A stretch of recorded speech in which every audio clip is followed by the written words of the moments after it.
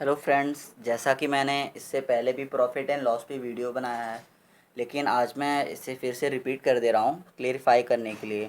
तो जैसा कि हम लोग जानते हैं, प्रॉफिट एंड लॉस में दो मेन कंटेंट्स होते हैं। पहला क्या होता है, सीपी होता है, जिसे हम कॉस्ट प्राइस के नाम से जानते हैं, और दूसरा होता है सेलिंग प्राइस, एसपी। ओके। तो सीपी क्या होता है और एसपी क्या होता है, मीन्स मान लीजिए मैंने ये पेन लिया, इसे मैंने 5 रुपीज़ में बाय किया। ओके।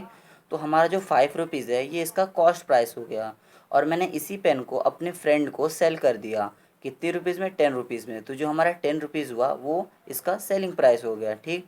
तो अब प्रॉफिट एंड लॉस में जैसा कि पहला वर्ड आता है प्रॉफिट, तो प्रॉफिट से क्लेरिफाई हो जाता है कि ये फ़ायदा ही होगा, जाहिर सी बात है। तो फ़ायदा कैसे होगा, आपको कैसे पता चलेगा कि आपका फ़ायदा हो रहा है या नुकसान हो रहा है, लॉस हो रहा है। ठीक। तो जब हमारा कॉस्ट प्राइस सेलिंग प्राइस से कम होता है तो हमारा क्या होता है, प्रॉफिट होता है। ठीक।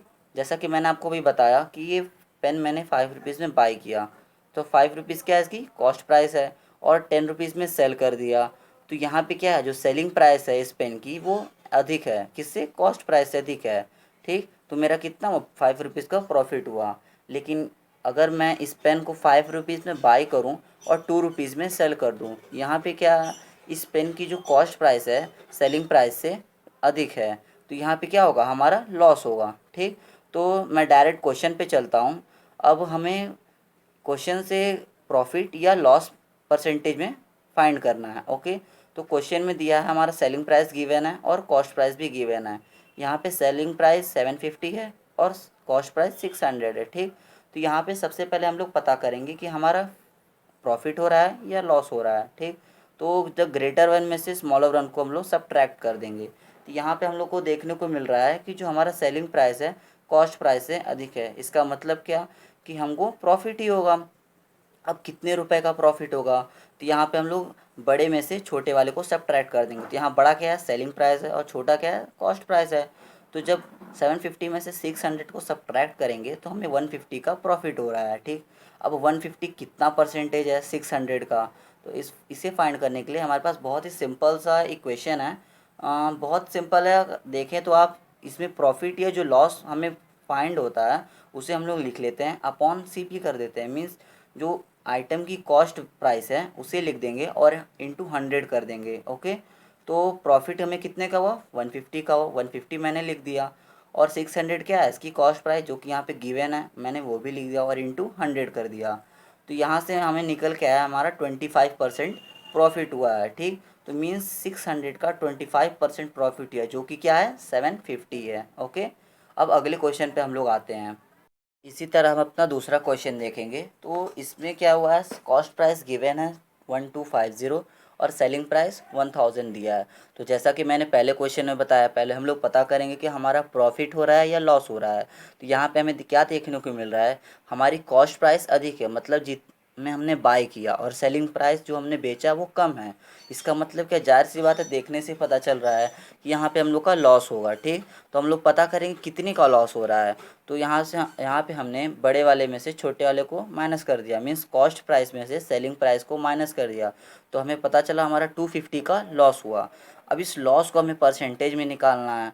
तो उसका फॉर्मूला सिंपल सा था जो मैंने बताया था, या प्रॉफिट हो या लॉस हो, उसको लिख देते हैं अपॉन कॉस्ट प्राइस लिख देते हैं, और इसमें 100 का मल्टीप्लाई कर देते हैं। ओके।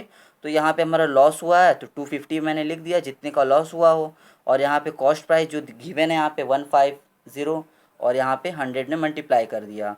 तो हमारा क्या निकल के आया, यहाँ पे देखिए, ज़ीरो से ज़ीरो कैंसिल हो गया। ओके। और क्या कहते हैं, 25 5 ज़ा 125 हो गया। ठीक। और 5 2 ज़ा 10 हो गया। तो यहाँ पे टोटल 20 बच गया है, मीन्स 20% हमारा क्या हुआ, लॉस हुआ। कॉस्ट प्राइस का हमारा 20% लॉस हो गया। ओके। अब इसी तरह हम लोग आगे बढ़ेंगे। अब यहाँ पे हम लोग को फाइंड क्या करना है, अब हम लोग को सेलिंग प्राइस फाइंड करनी है, मीन्स एसपी फाइंड करना है।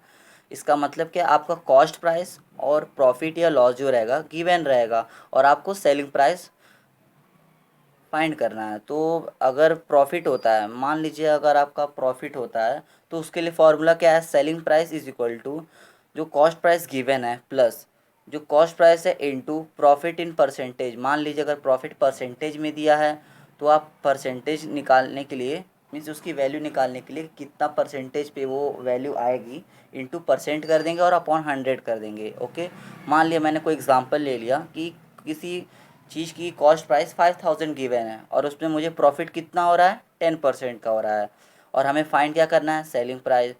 तो जहाँ तक कि हम जानते हैं यहाँ पे 10% का प्रॉफिट हो रहा है मीन्स जो अपर इक्वेशन है वो हमारा फॉलो करेगा। ओके, तो यहाँ पे हम लोग फॉर्मूला सीधे सीधे लिख लेंगे कि selling price is equal to cost price plus cost price into profit in percentage. Means जो प्रॉफिट परसेंटेज में दिया हुआ है उसको लिख लेंगे और अपॉन 100 से डिवाइड कर देंगे। ओके, तो यहाँ पे कॉस्ट प्राइस कितना है 5000 जैसा कि है वैसा मैंने लिख लिया, प्लस अब कॉस्ट प्राइस दोबारा लिखेंगे और परसेंटेज इन प्रॉफिट मीन्स जो प्रॉफिट दिया है उसको मैं लिख लूँगा जैसे तैसे दिया है और 100 से डिवाइड कर देंगे। तो इस ज़ीरो से ये ज़ीरो कट जाएगा और इस ज़ीरो से ये ज़ीरो कट जाएगा मीन्स 500 मेरा बच गया। अब क्या 5000 में जब 500 ऐड करेंगे तो हमारा जो है सेलिंग प्राइस आ जाएगा। मीन्स क्या कि जो हमारा 5000 है उसमें अगर 10% का प्रॉफिट होता है इसका मतलब हमारा जो सेलिंग प्राइस है जो सामान मैंने बेचा वो कितने में बेचा मैंने 5500 में। अब इसी तरह हम लोग अगले क्वेश्चन पे पहुंचेंगे कि पिछला क्वेश्चन में हम लोगों ने प्रॉफिट पे पढ़ा, अब इस पे हम लोग लॉस पे निकालेंगे। तो लॉस के लिए फॉर्मूला क्या होता है थोड़ा सा बस चेंज होता है, ज़्यादा कुछ नहीं होता है। लॉस के लिए जब हम लोग सेलिंग प्राइस निकालते हैं तो उसमें जो सीपी है यहाँ पे जहाँ हम लोग प्लस करते हैं यहीं पे माइनस कर देंगे। ओके, बाकी फार्मूला उसी तरह रहेगा। इस फार्मूले को आप लोग बढ़िया से देखते रहिएगा, बहुत ही इजी फार्मूला है। अब जैसे कि मैंने एग्जांपल लिया कि सीपी मेरा गिवन है कॉस्ट प्राइस 6500 और मुझे लॉस कितना हुआ 20% का लॉस हुआ। अब चूंकि यहाँ पे हम जान रहे हैं कि लॉस हुआ है तो लॉस के कारण हम लोग ऊपर वाला फार्मूला यूज़ करेंगे। ठीक, तो ऊपर वाले फार्मूला के अनुसार मैंने यहाँ पे लिख लिया। अब सीपी दिया है, सीपी मैंने लिख लिया एज इट इज़ 6500, फिर दोबारा माइनस में साइन लगाऊंगा और 6500 इंटू कितना लॉस हुआ परसेंटेज में तो 20% लॉस हुआ तो यहाँ 20 लिख लूँगा और अपॉन 100 कर दूंगा। अब इस ज़ीरो से ये ज़ीरो कट जाएगा और इस ज़ीरो से ये ज़ीरो कट जाएगा, बचा 2 और 650। जब इन दोनों का मल्टीप्लाई करेंगे तो 1300 आएगा।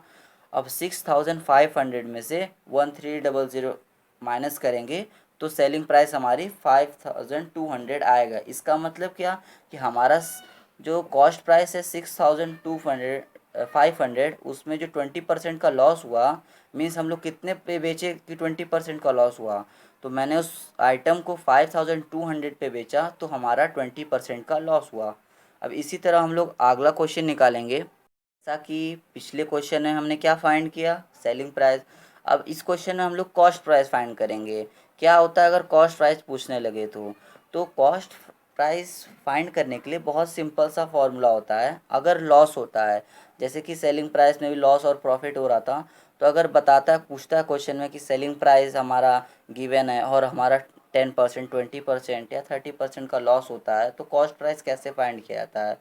तो कॉस्ट प्राइस फाइंड करने के लिए क्या करते हैं सेलिंग प्राइस प्लस लॉस जितने का लॉस हुआ। ओके, और अगर हम लोग का प्रॉफिट होता है मान लीजिए कि इसमें प्रॉफिट होता है तो कॉस्ट प्राइस फाइंड करने के लिए सेलिंग प्राइस माइनस प्रॉफिट कर देंगे। ठीक, तो अब ये जो लॉस है और ये प्रॉफिट है ये परसेंटेज में दिया रहेगा, तो आप परसेंटेज में निकालने के लिए क्या करेंगे selling price into loss upon 100 कर देंगे इस जगह।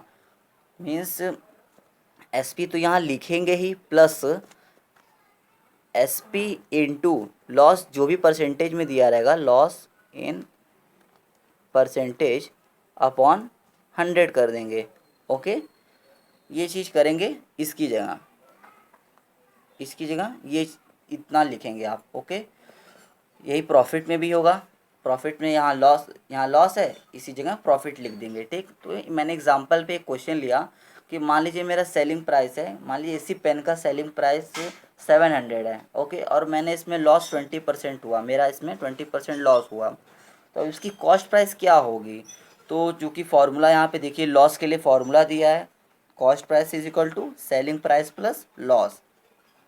तो सेलिंग प्राइस इसकी कितनी है 700 है और लॉस 20% है, तो परसेंटेज निकालने के लिए मैंने यहाँ पे बताया ही है। तो 700 हम लोग लिख देंगे एज इट इज़, और सेलिंग प्राइस दोबारा लिखेंगे, इसमें कितने परसेंट का लॉस हुआ, तो हमारा 20% का लॉस हुआ, तो यहाँ 20 लिख देंगे और 100 से डिवाइड कर देंगे। तो इस ज़ीरो से ये ज़ीरो कट जाएगा, इस ज़ीरो से ये ज़ीरो कट जाएगा, बचेगा क्या 70 इंटू 2 मीन्स 140 आ जाएगा। तो 700 प्लस 140 ये दोनों मिला के 840 मीन्स क्या, हमारा 840 रुपीज़ जो है ये कॉस्ट प्राइस हो जाएगा। ओके, इसी तरह हम एक और क्वेश्चन लगाएंगे, इसमें हमारा गेन होगा, मीन्स पिछले क्वेश्चन में हमारा लॉस हुआ, तो इसमें हमारा गेन पे हम लोग क्वेश्चन लगाएंगे। तो इसमें क्या है, सेलिंग प्राइस दी है हमारी 1460 और गेन कितने का हुआ है, 25% का हुआ है। तो जैसा कि गेन यहाँ पे लिखा हुआ है, तो इसके हिसाब से हमारे दिमाग में फॉर्मूला क्या बन के आ जाता है कि एस पी माइनस गेन। अब गेन के लिए चूँकि परसेंटेज में दिया, तो मैंने बताया परसेंटेज निकालने के लिए फॉर्मूला होता है, ठीक। तो एस पी जैसा का तैसे हम लोग वैसे ही लिख लेंगे 1460 माइनस, अब एस पी लिखेंगे, फिर गेन इन परसेंटेज मीन्स 25% का गेन हुआ, तो यहाँ पे 25 लिख लेंगे अपॉन 100 कर देंगे। ओके, तो अब 25 फोर ज़ा 100 हो जाएगा, फोर 4 से अब इसको डिवाइड करेंगे तो 365 टाइम्स में ये कैंसिल हो जाएगा। ओके, तो अब 1460 में से 365 सब्ट्रैक्ट करेंगे, तो हमारा जो कॉस्ट प्राइस है मीन्स हमारा जो कॉस्ट प्राइस है 1095 आएगा। अब आप सोचेंगे कि इसमें हम सब्ट्रैक्ट कर रहे हैं तो मेरा प्रॉफिट कैसे हुआ, तो जाहिर सी बात आप देख सकते हैं यहाँ पे कॉस्ट प्राइस क्या है, कम है, और सेलिंग प्राइस अधिक है। तो जब कॉस्ट प्राइस हमारा लेस होता है और सेलिंग प्राइस अधिक होती है, तो हमारा क्या होता है, गेन ही तो होता है। क्यों, समझ रहे हैं कि नहीं? ओके।